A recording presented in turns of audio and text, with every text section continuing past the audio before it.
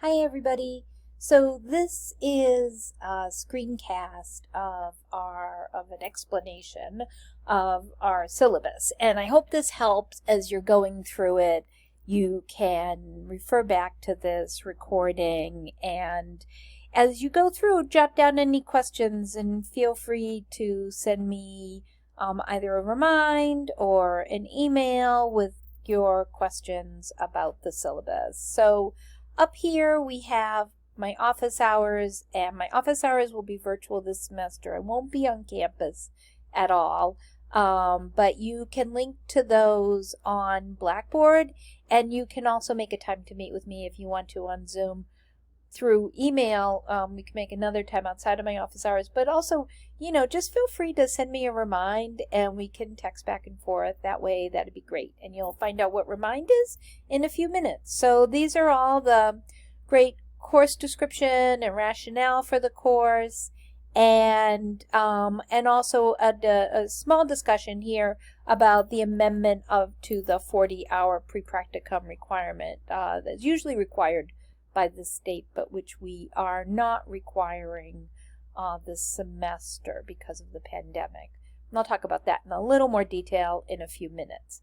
So, and these are the course objectives and what we hope to get accomplished during this time, and the topics that we'll be covering. I think you'll enjoy this course. It's my favorite course to teach, I think, because it really deals with the subject area that I am so passionate about, which is the education of children. I love elementary education, and I really believe that the work you're doing is, and hoping to do with your life, is just so important. It is not an understatement to say you are heroes. So I am delighted to be working with all of you and to share what I know based on my research and based on my education and based on my experience.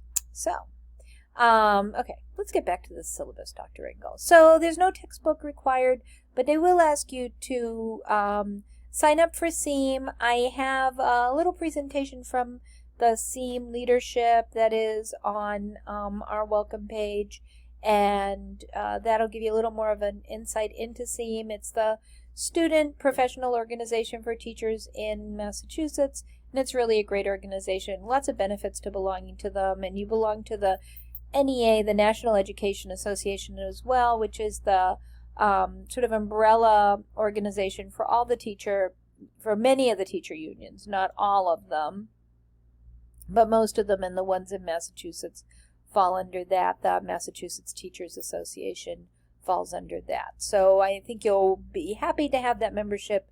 I think it's an important step in your professional life. I will also ask you to register. These sites are free here, but they do have great information, and they'll send you like a newsletter and emails and things.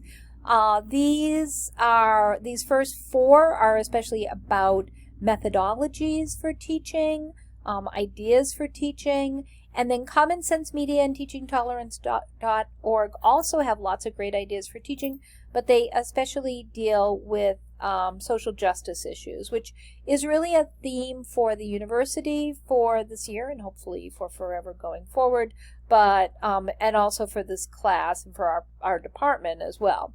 I'm also, and so a lot of the focus in this class will be, and it has always been, on the unequal structures within education and the reality that we need to be, as teachers, really at the forefront of trying to change those inequalities, which is difficult because so many of them are large and systemic inequities. But we are frontline people, so that is our job, to work with our children and teach them all the greatest things. So I'd love you to listen to, and I'm asking you to listen to the podcast Nice White Parents. It is 5 episodes. It is fantastic, very well done, and I think really helpful for us as teachers, predominantly in the United States and in Massachusetts in particular. The teacher population is white. with a large percentage in our public schools of Black and brown children. So this podcast talks about the aims of white parents, and for those of you that are white, and it's very, I think, important to look at how individual and with best intention efforts at desegregation and improving schools is sometimes really inherently biased. And so it's really good, it's really interesting, and it's a really important perspective. I also want you to watch the Netflix series Bookmarks. Bookmarks is a great series with Black and brown performers reading really wonderful award-winning books about Black and brown children and about multiracial issues and issues of anti-racism and really just great stories. And so I think you'll enjoy it. I think it's reading is at the cornerstone of our teaching, so as elementary teachers. So this is a great resource for you. I'm also going to ask you to follow me on social media. I will hashtag quite a bit. I will put up on Twitter and Instagram, and then I will hashtag ELED220, and you can search that, and you can see that I will, or you can put on notifications when I put things up. And I like to put up a lot of research. I don't follow the nonsense of Twitter and Instagram. What I'm really interested in is the educational materials. So I share a lot of those, and I share things that have to do with Bridgewater usually. And occasionally the Red Sox, but it's not our best year. Anyway, so, and I'm also, that SEAM registration should be done by September 12th, and at the same time when you're uploading that to Blackboard, please upload your Twitter and Instagram accounts as well. I'm also going to ask that you check your email and Remind every day, and you can sign up for Remind, which is an app. It's often used in schools, so you may have seen it when you were in high school, if you were in high school not too long ago. Teachers use it all the time, and it is a great way for us to communicate, keeping your phone number or my phone number private. But we can text back and forth about class and that kind of thing. And I can also send out texts to the whole class like, hey, don't forget this assignment is due on this date, or hey, there's a great extra credit opportunity and I want to make you aware of it. And we'll talk about extra credit in a few moments. So these are the course requirements and assignments. If you need any supports, please don't hesitate to give me your paperwork and I can work with you on it. This is the fascinating screencast of this syllabus. So let's talk about classroom observations. Usually you would be expected to do 40 hours of observation time. There is a screencast of the lesson planner, of the observation planner, and that observation planner will allow you to record and detail what observations you're going to be doing throughout the semester, and those observations will be done through video. And so the following part of this syllabus I'll go over with you different sites that have great options for observation. So there's no in-class observation.